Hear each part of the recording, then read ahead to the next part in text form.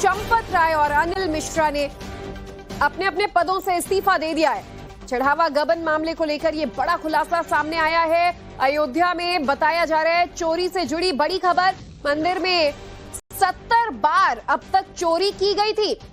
27 अप्रैल से लेकर 5 जून के बीच ये जो जांच की गई है, इतने 46 दिनों के वक्त में 70 बार चोरी की बात सामने आ रही है। एसआईटी ने चढ़ावे के गणना कक्ष तक नकदी संचालन और प्रबंधन में बड़ी खामियां पाई हैं। आपको बता दें, जल्द ही एसआईटी की टीम अयोध्या में अब अपनी जांच फिर शुरू करेगी।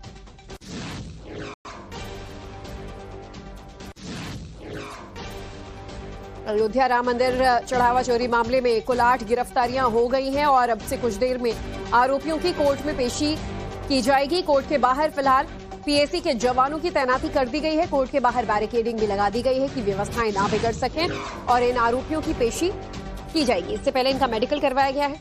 8 बड़े नाम जो इस पूरे मामले में सामने आए थे, आपस में इंटरट्वाइंड ये सारे नाम हैं। कोई किसी का रिश्तेदार तो कोई किसी का कुछ, और ऐसे में ये सब एक नेटवर्क चला रहे थे।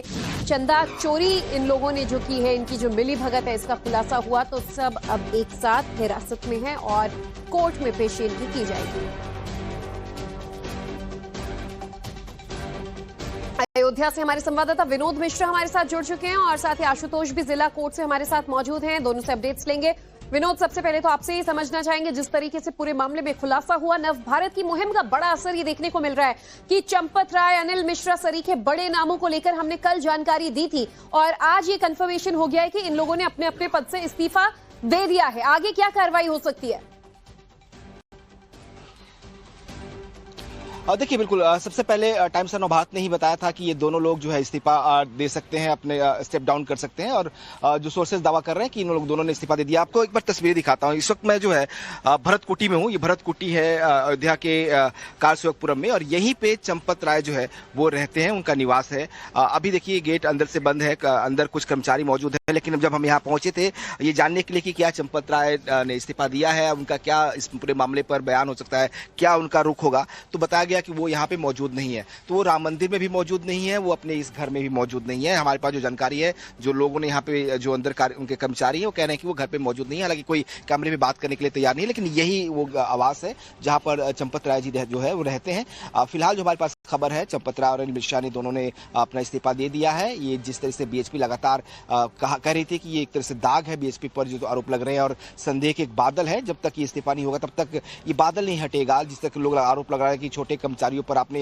एफआईआर दर्ज करके अपनी जिम्मेदारी से पल्ला झाड़ लिया, लेकिन अगर चंपत राय और अनिल मिश्रा रहते हैं तो जांच प्रभावित हो सकती है। लिहाजा दोनों ने नैतिकता के आधार पर इस्तीफा दे दिया है। लोग कहीं ना कहीं इन दोनों बड़े नामों के करीबी बताए जा रहे हैं और ऐसा कैसे पॉसिबल है कि इनके ये करीबी पिछले 1.5-2 महीने में 70 बार चोरी करते हैं और इन्हें खबर नहीं लगती है? बने रहिएगा विनोद हमारे साथ और फिलहाल हम जिला कोर्ट का रुख कर लेते हैं। आशुतोष हमारे साथ मौजूद हैं। आशुतोष, जरा तस्वीरें और अपडेट्स हमें वहां से बताइए, क्योंकि अब से कुछ देर में बताया जा रहा है मेडिकल के बाद 8 आरोपियों को यहां पेश किया जा सकता है।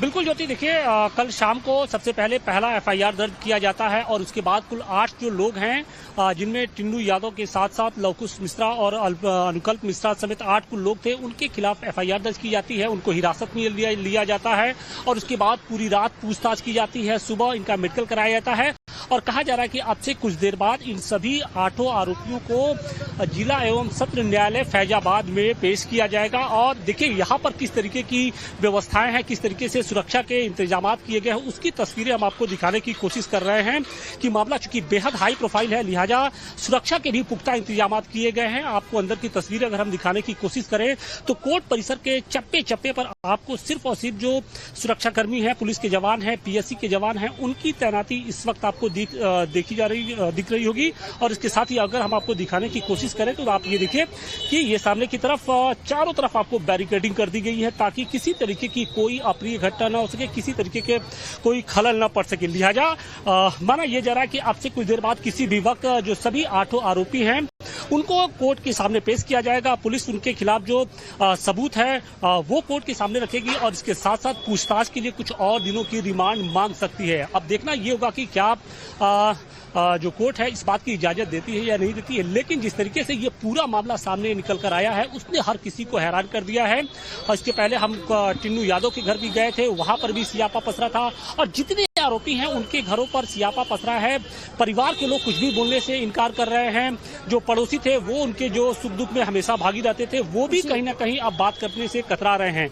लेकिन जिस तरीके से ये पूरा मामला परत दर परत सामने आ रहा है उससे ये साफ जाहिर हो रहा है कि ये सिर्फ चोरी नहीं बल्कि मंदिर परिसर के अंदर संगठित गिरोह बनाकर लूट किया जा रहा था। क्योंकि ये सिर्फ मई महीने से नहीं बल्कि जो सूत्र हमारे दावा कर रहे हैं लगभग 8 से 10 महीने पहले से ही ये सारी चीजें जो चल रही थी वो सिलसिलेवार तरीके से चल रही थी। सीसीटीवी कैमरे को ढक दिया जाता था, नोटों की गड्डियों में किस तरीके से हेरफेर किया जाता था,